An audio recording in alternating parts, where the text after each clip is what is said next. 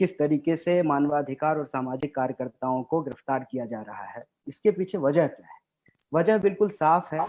आज जो बिहार की अखबार में खबर आई है, दो दर्दनाक घटना वहां हुई है। मोकामा में एक लड़की को जिंदा जला दिया गया है और बेगूसराय में एक मासूम के साथ उसके ही चाचा के द्वारा बलात्कार किया गया है। ये दो घटना का जिक्र मैं इसलिए कर रहा हूं कि जो हीनियस क्राइम करने वाले लोग हैं, पुलिस इनके ऊपर गिरफ्तारियां नहीं कर रही है। ऑलरेडी जो लोग गिरफ्तार किए गए थे, जो अंडर ट्रायल थे, जो खूनी थे, जो मर्डरर थे, जिनके ऊपर डकैती का आरोप था, जिन्होंने भ्रष्टाचार किया है, इस देश की संपदा को लूटा है, उन तमाम लोगों को रिहा किया जा रहा है। लेकिन ये जो स्टूडेंट हैं, उनको ऐसी क्या इमरजेंसी हो गई है कि उनको गिरफ्तार किया जा रहा है? जबकि देश की परिस्थिति ये है कि जो विद्यार्थी पढ़ रहे हैं उनको अपनी पढ़ाई की चिंता है, पढ़ाई खत्म करने के बाद नौकरी मिलेगी कि नहीं मिलेगी इसकी चिंता है। जिनको नौकरी मिली हुई थी उनकी नौकरियां छूट रही हैं, जिन्होंने पढ़ाई खत्म कर ली वो नौकरी ढूंढ रहे हैं। ऑलरेडी समाज जो है एक मानसिक तनाव से गुजर रहा है। लेकिन लोगों के हक और अधिकार के लिए लड़ने वाले, बात करने वाले जो ये विद्यार्थी हैं, उनको इसलिए टारगेट किया गया है ताकि सरकार की नाकामियों पर कोई सवाल ना खड़ा कर सके, कोई ये ना पूछ सके कि भाई कैसा ट्रेन चला रहे हैं, जाना है गोरखपुर, पहुंच जा रहा है उड़ीसा। आप कह रहे हैं कि लोगों को पटरियों पे नहीं चलना चाहिए, पटरी पे सो गए इसलिए उनकी मौत हो गई। लेकिन जो ट्रेन से आ रहे थे, जिस ट्रेन को 24 घंटे में पहुंचना था, वो ट्रेन जो है 110 घंटे में पहुंची और उसमें 9 लोगों की मौत हो गई। इस पे कोई सवाल नहीं खड़ा कर सके।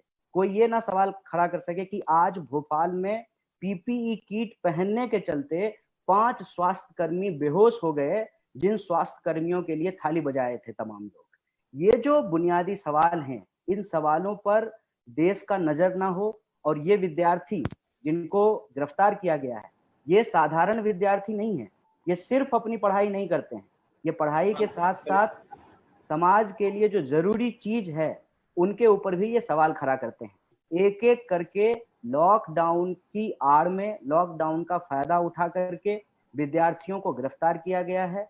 और जिस तरीके से ये गिरफ्तारियां हुई हैं, जिस तरीके से विश्वविद्यालयों पे हमले हो रहे हैं, उससे ये स्पष्ट है कि ये सरकार हम लोगों को अंग्रेजों की याद दिला रही है। और इस देश में लोकतांत्रिक आवाजों को दबाने के लिए और सीए, एनआरसी, एनपीआर के खिलाफ जो लोग लड़ रहे थे, उनको खास करके इसलिए टारगेट किया गया है कि इसमें एक तीर से दो शिकार किया जाए। एक तो सीए, एनआरसी, एनपीआर के दौरान जो लोग एक्टिव थे उनसे बदला भी निकाला जा सके, सरकार बदले की राजनीति कर रही है। और दूसरा, अगर इन विद्यार्थियों को डराएंगे, इनको जेलों में डालेंगे, तो बाकी विद्यार्थियों को ये मैसेज जाएगा कि कल को अगर तुम भी सरकार के खिलाफ कुछ बोलोगे तो तुमको भी इन लोगों की तरह जेल में डाल सकते हैं। ये साजिश के तहत ये तमाम काम की जा रही है।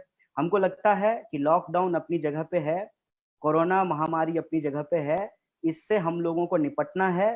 लेकिन इस तरीके पर भी हम लोगों को विचार करना पड़ेगा। जैसे आज हम लोग प्रेस कॉन्फ्रेंस कर रहे हैं, नए तकनीक के माध्यम से, नए तरीके से हम लोग अपनी बात को मीडिया तक पहुंचाने की कोशिश कर रहे हैं। उसी तरीके से सरकार तक भी हम लोग अपनी किस तरीके से अपनी बात को पहुंचा सकते हैं, ये हमारा पहला कदम है। मीडिया के साथियों से अनुरोध है कि आप सरकार तक हमारी बात को पहुंचाएं। कल को अगर सरकार लॉकडाउन की आड़ में बदले की राजनीति अगर नहीं खत्म करती है, जो हमले किए जा रहे हैं विश्वविद्यालयों पे और विद्यार्थियों के ऊपर, सामाजिक और मानवाधिकार के कार्यकर्ताओं के ऊपर, अगर इस पे ये रोक नहीं लगाते हैं, तो मजबूरन नए तरीके से लॉकडाउन और कोरोना के जो नियम हैं